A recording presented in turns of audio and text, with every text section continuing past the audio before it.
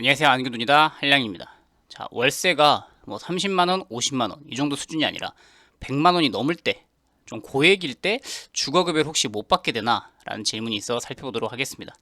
최저 주거급여 금액이라고 해서 최소한 주거급여 수급자가 되면 10,000원은 받습니다. 근데 이게 기준이 기왕이면 초과하지 않고 해야 전액을 받을 수 있기 때문에 내용도 한번 살펴드릴게요.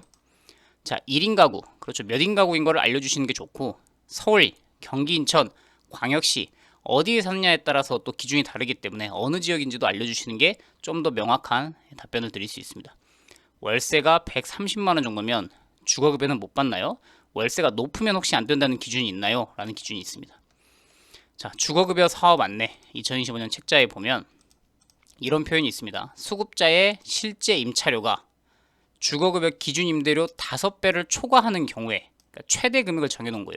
이 정도 월세가 넘어가는 경우에는 임차급여, 월세 지원액이 최저 지급 10,000원만 준다.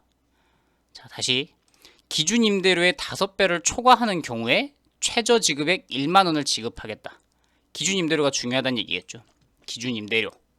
여기 내용이 있습니다. 그래서 제가 몇 인 가구냐에 따라서 기준 임대료가 다 달라요. 기준 임대료라고 하면은 정부에서 주거급여를 줄 때 이만큼 최대 금액을 정해놓은 거예요. 35만 2천 원까지는 주겠다.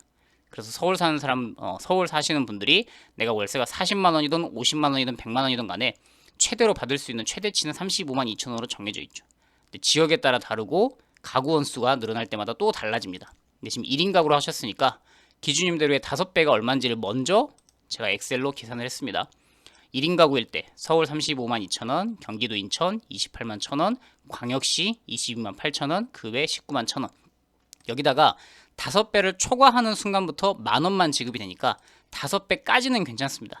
그래서 예를 들면 서울이다 그러면 5를 곱하면 176만원, 경기 인천 104만 5천원, 광역시 114만원, 그 외 지역 95만 5천원. 이 금액 이하인 경우에, 여기까지에 해당하는 경우에는 최대 금액을 지원받게 되겠죠. 주거급여가 통과됐다고 가정을 하면. 그런데 만약 5배를 초과하게 되는 경우에는, 자, 그럴 때 이제 10,000원만 지급이 됩니다. 근데 지금 질문 주신 경우가 130만 원이라고 하셨죠. 그럼 130만 원은 여기 안에는 들어가고요. 여기 안에도 들어갑니다.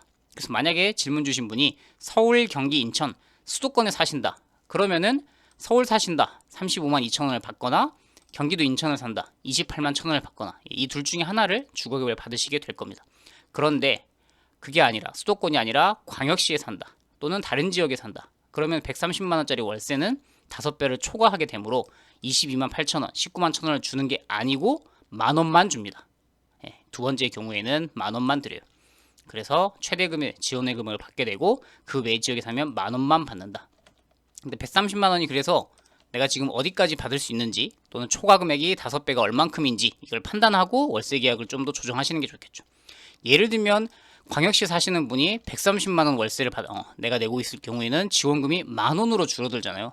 그래서 이럴 때는 보증금을 올려서 110만 원 정도까지 한 20만 원 정도 월세 부담을 낮추게 되면 최대 금액 22만 8천 원을 지원받게 됩니다. 그래서 이런 거는 내가 미리 파악하고 있다가 최대 받을 수 있는 월세가 이만큼이니까 이 금액을 넘지 않도록 설정하는 게 오히려 낫겠다.